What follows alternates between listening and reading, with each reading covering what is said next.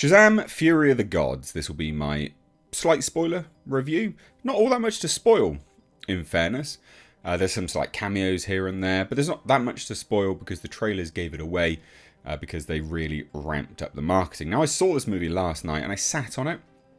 Not literally, but I sat on my review because I didn't quite know what I thought about it. I've sat on it, now it's the next day, and I've gathered my thoughts, and this will be a compilation of said thoughts. This movie feels like it should have come out about 10 years ago. It culminates in cannon fodder, reminiscent of the Chitauri army, you know, just cannon fodder, mindless cannon fodder, and dark blue beams in the sky. That sounds genuinely like the end of countless movies 10 years ago. I'm sure you will all agree. And because of that, it's difficult to really get massively behind this film. You know, it's not as good as the first one. So if you didn't like the first one, I don't think you'll like this one. Put it that way. Like, that's a strong marker for quality. If you didn't like the first one, you will definitely not like this one, because this is not as good as the first one. And I quite enjoyed the first one. I thought it had a very good balance.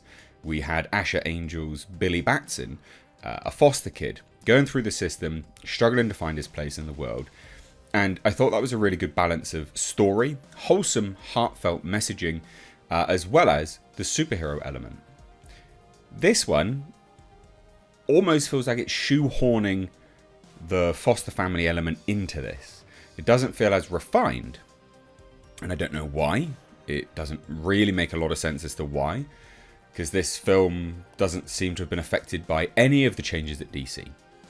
And one cause for concern is that this is a Peter Safran production. Peter Safran, if you don't know, he's the producer on this film and the first one, and he's now co-CEO and head of DC Studios.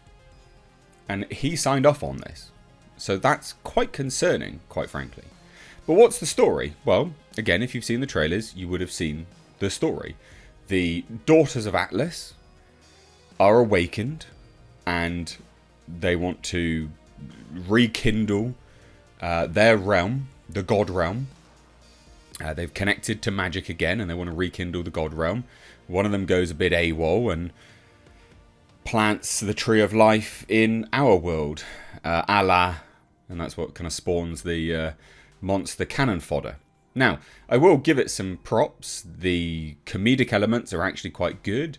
All things considered, for Marvel and DC films, the visual effects are better than many of its sort of, you know, comparison counterparts. But some of the humour falls very flat. Again, the foster family element really feels shoehorned in, and that's really disappointing, because that was actually one of the standout elements, I thought, of the first one. I genuinely thought that was what was so good about the first one, and what gave it its really wholesome, heartfelt message. This one, it just felt like they went, oh, what are we doing? Shit, add something in about that, yeah? And then they did. And there's a really bizarre scene where they make one of the characters gay. Fine, no one cares. And then they play the reveal off for laughs, even though the audience has already had it revealed to us in an earlier scene. The Shazam family reveals that they are the Shazam family to their foster family, and the other guy, the gay guy, goes, "Oh, and I'm gay," and everyone goes like, "Yeah, we know." So it doesn't land, because we, the audience, already know that, and it's very apparent that everyone else knew it as well. So it just felt very disjointed, bizarre, but that's, you know, shoehorned in inclusion for you. It felt like an afterthought, much like the foster family stuff. All of these things, you know, those sort of heartfelt messaging felt shoehorned in. That felt shoehorned. The foster family felt shoehorned.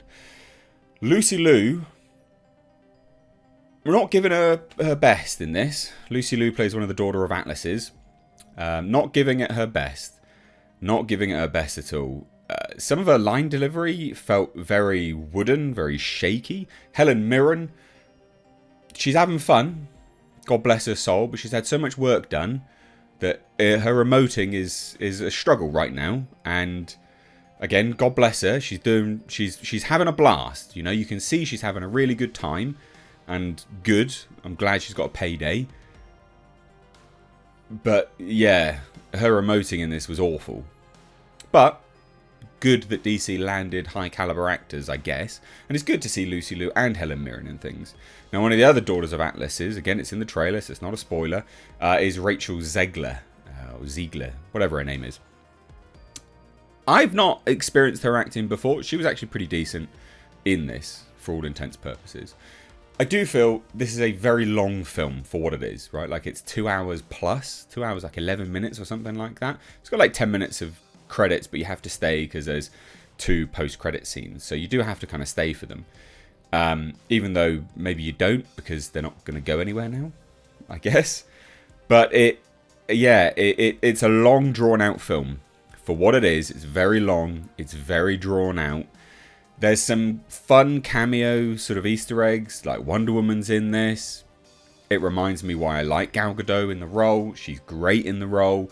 She just embodies it, right? She's sexy. She's fit, athletic. She's not muscular or anything, but she embodies that role and does it quite well, and gives off a sense or an aura about her of wholesomeness, happiness, and it's that sort of hope that Wonder Woman to inspire wonder, right? That's kind of what you need in that character, and so that's disappointing because obviously we don't know what's going to happen with her.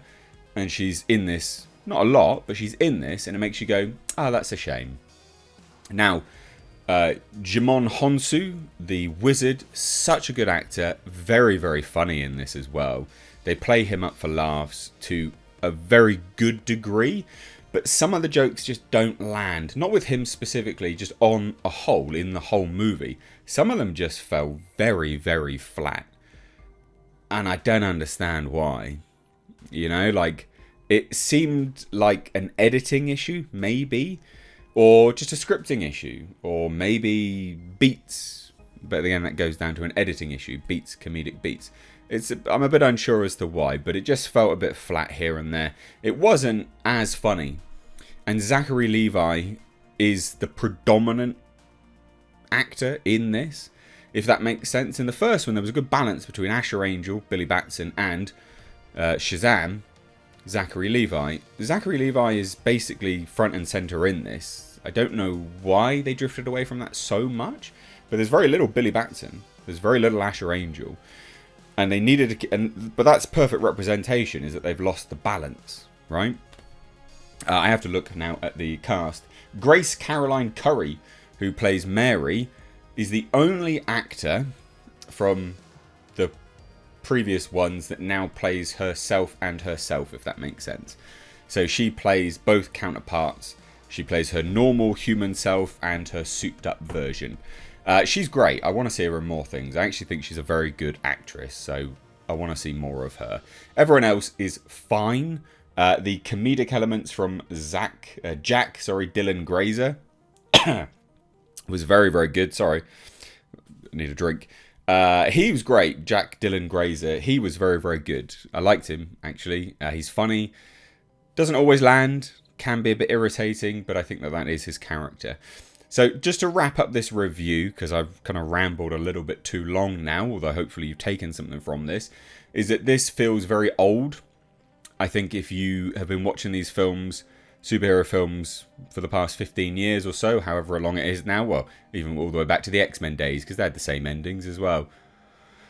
Anyway, I think you find this a bit of a bore fest. I think kids will enjoy it, because there's lots of bright colours and some humour, and there's lots of sort of canned laughter that people will probably enjoy. So it's all that kind of stuff that kids will probably like. I can't strongly recommend it, though. It does feel a bit flat in parts. It's overlong. And actually, towards the end, I found myself quite bored. Genuinely quite bored. But there you go. It is funny in parts, but I cannot recommend you pay this much money for that long a film with that bad a pacing. Yeah, I think you'd be a bit bored. So I don't want to recommend it. But there you have it, ladies and gents. If you've seen it, let me know what you think down below. I think this film will struggle. I think this will lose a significant amount of money. Yeah. Post-credit scenes. Billy Batson gets recruited as a member of the Justice Society. It's not going anywhere, so again, who cares? And then the other one was Mark Strong's Dr. Zavana and Mr. Mind saying he's got a plan. That was actually one of the funniest scenes in the whole film, was a post-credit scene. So if you really want to have the best laugh out of the whole movie, you do have to stay till the very end to watch the Mark Strong Mr. Mind scene, because that was actually funny. Anyway, let me know what you think down below. I'm sure people will disagree with me, but that's the beauty of film. Hit subscribe if you're new here, give the video a like and a share. I've been Mr. H. Take care.